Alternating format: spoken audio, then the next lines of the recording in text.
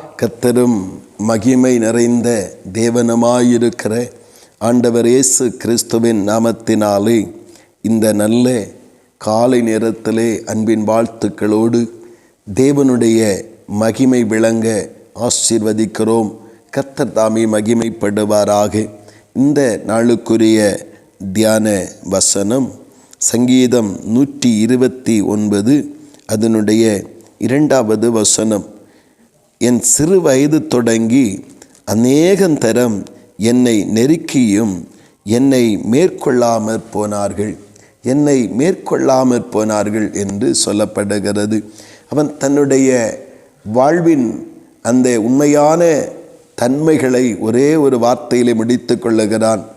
என்னுடைய அந்த சிறு வயதிலிருந்தே நான் பல துன்பங்களை கண்டு வருகிறேன், பல நெருக்கடிகளை சந்தித்து வருகிறேன், தனிமையான அந்த வாழ்க்கையை நான் சந்தித்து வருகிறேன்.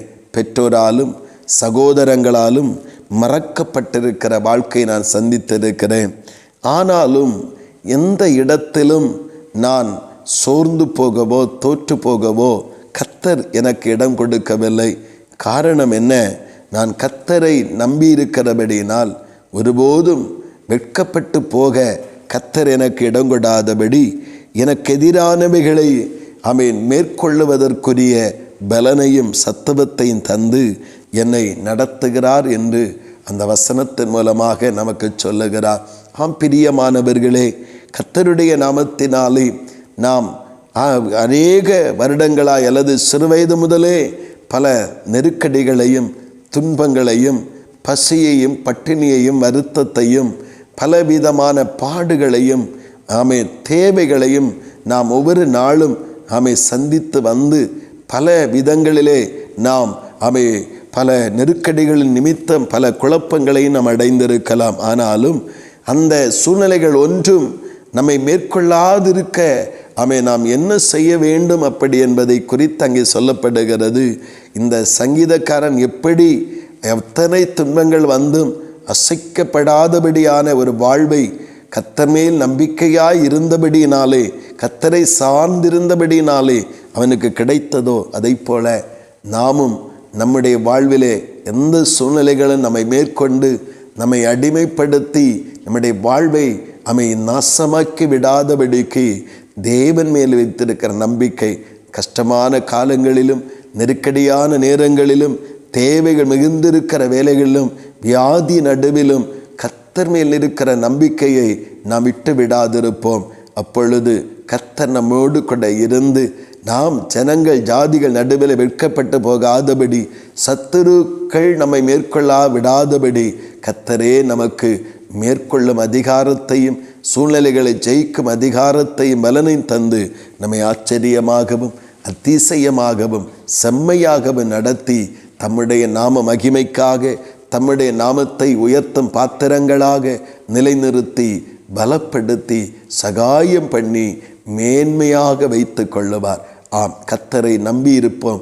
எந்த காலத்திலும் கர்த்தரை நம்பி இருக்கும் பொழுது சத்துருக்கள் மேற்கொள்ளாதபடி கர்த்தர் நமக்கு துணை நின்று பாதுகாக்கிற தேவனாய் வெளிப்படுவார்.